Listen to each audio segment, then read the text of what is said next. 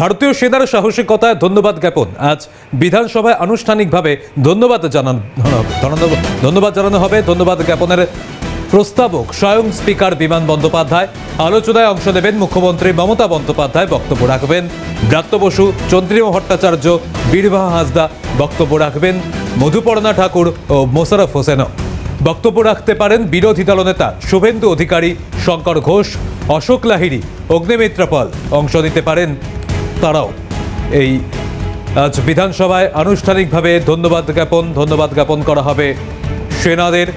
Operation সিন্দুরের সাফল্য, পেহেলগাঁওয়ের জঙ্গি হামলার জবাব অপারেশন সিন্দুরের মাধ্যমে পাকিস্তানকে, এবং এই অপারেশন সিন্দুরের মাধ্যমে যেভাবে পাকিস্তানকে কড়া জবাব দেওয়া গিয়েছে, আর ভারতীয় সেনার এই সাফল্যেই এবার বিধানসভায় বাদল অধিবেশনে সেনাকে উদ্দেশ্য করে ধন্যবাদ জ্ঞাপন। বক্তব্য রাখবেন ব্রাত্য বসু, চন্দ্রিমা ভট্টাচার্যরা, বক্তব্য রাখবেন মধুপর্ণা ঠাকুর ও মোশাররফ হোসেন। এছাড়াও বিরোধী দলনেতা তিনিও বক্তব্য রাখতে পারেন, এমনটাই জানা যাচ্ছে।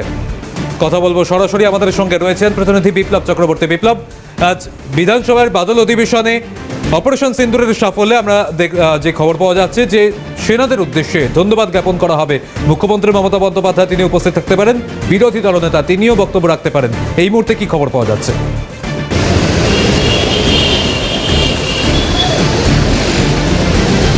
একদমই, দেখো অপারেশন সিঁদুরের যে সাফল্য এবং সেই সাফল্যে সেনাদের সাহসিকতা, সেই সাহসিকতার জন্য যে ধন্যবাদ জ্ঞাপন ইতিমধ্যেই কিন্তু আমরা দেখেছি যে শহর জুড়ে এবং শহর ও শহরতলিতে ধন্যবাদ জ্ঞাপন হয়েছে, যেখানে বিজেপির তরফ থেকে পৃথক করে করা হয়েছে এবং শাসক দল তৃণমূলের তরফ থেকে কিন্তু বিভিন্ন মিছিল করে সেনাদেরকে কৃতিত্বকে বড় করে দেখিয়ে তারা রীতিমতো ধন্যবাদ জ্ঞাপন করেছে।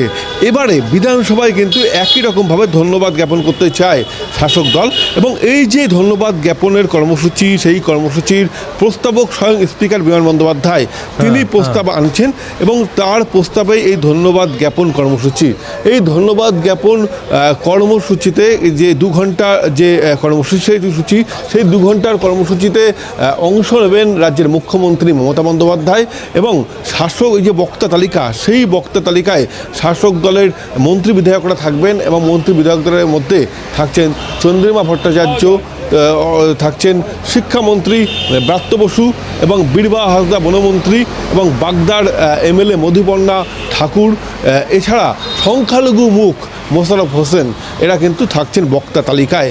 পাশাপাশি বিজেপিরও একটি বক্তা তালিকা থাকছে, এবং বিজেপির বক্তা তালিকায় যদিও চূড়ান্ত হবে, বিজেপির একটা পরিষদীয় বৈঠক হয়েছে, সেই বৈঠকের পরেই চূড়ান্ত হবে তাদের বক্তা তালিকায় কে কে থাকবে। তবে শোনা যাচ্ছে বিজেপির তরফ থেকে বিরোধী দলনেতা শুভেন্দু অধিকারী তিনি উপস্থিত থাকতে পারেন, অর্থাৎ এই 2 ঘন্টার যে কর্মসূচি, সেই কর্মসূচিতে ধন্যবাদ জ্ঞাপন অনুষ্ঠানে বিরোধী দলনেতা শুভেন্দু অধিকারীও বক্তব্য রাখতে পারেন, এবং পাশাপাশি বিশিষ্ট অর্থনীতিবিদ বিধায়ক অশোক লাহিড়ী বিজেপির তরফ থেকে তিনিও বক্তব্য রাখতে পারেন, এবং অশোক লাহিড়ী, শুভেন্দু অধিকারী ছাড়াও শঙ্কর ঘোষ, অগ্নিমিত্রা পাল এবং অন্যান্যরাও কিন্তু এই বক্তা তালিকায় থাকছেন, এবং তারা বক্তব্য রাখতে পারেন এবং সেনাদের ধন্যবাদ জ্ঞাপন করতে পারেন। তবে আমি একটু আগে তোমাকে যেটা বললাম যে বিজেপি পরিষদীয় দলে বৈঠক রয়েছে, সেই বৈঠকের পরে কিন্তু আজ চূড়ান্ত হবে যে বক্তা তালিকায় কারা থাকবে এবং কারা ধন্যবাদ জ্ঞাপন অনুষ্ঠানে যোগ দেবে। তবে সব কিছু মিলিয়ে আজ কিন্তু বিধানসভার অধিবেশন সরগরম, এবং যেখানে মুখ্যমন্ত্রী মমতা বন্দ্যোপাধ্যায়, বিরোধী দলনেতা শুভেন্দু অধিকারী দুজনেই মুখোমুখি থাকছেন, এবং একই কর্মসূচিতে অর্থাৎ সেনাদের ধন্যবাদ জ্ঞাপন অনুষ্ঠান, সেই ধন্যবাদ জ্ঞাপন অনুষ্ঠান থাকছেন 2 যুযুধান প্রতিপক্ষ, যেখানে শুভেন্দু অধিকারী, মমতা বন্দ্যোপাধ্যায়। তবে এই যে কর্মসূচি 2 ঘন্টার কর্মসূচি, সেটা শান্তিপূর্ণ হয় কিনা সেটাই দেখার। একেবারে এই জায়গায় আমি বিপ্লব তোমার কাছে এটা জানতে চাইবো যে তুমি যেমনটা বলে যে 2 ঘন্টা কর্মসূচি রয়েছে, সেখানে মুখ্যমন্ত্রী মমতা বন্দ্যোপাধ্যায় তিনিও যেমন বক্তব্য রাখবেন, শাসক দলেরও এমন বেশ কিছু বক্তাদের তালিকা ইতিমধ্যেই তৈরি হয়েছে, বিজেপিও সেই বক্তার তালিকা তৈরি করবে, এখন ইতিমধ্যেই খবর পাওয়া যাচ্ছে যে এই 2 ঘন্টার মধ্যে আমরা দেখেছি ইতিমধ্যেই অপারেশন সিন্দুর নিয়ে একাধিক বিতর্কিত মন্তব্য শোনা গিয়েছে। সেই জায়গায় দাঁড়িয়ে আজকে সেনাদের উদ্দেশ্যে ধন্যবাদ জ্ঞাপন করা হবে, এই বিষয়টা একটু স্পষ্ট হতে আবারও চাইব।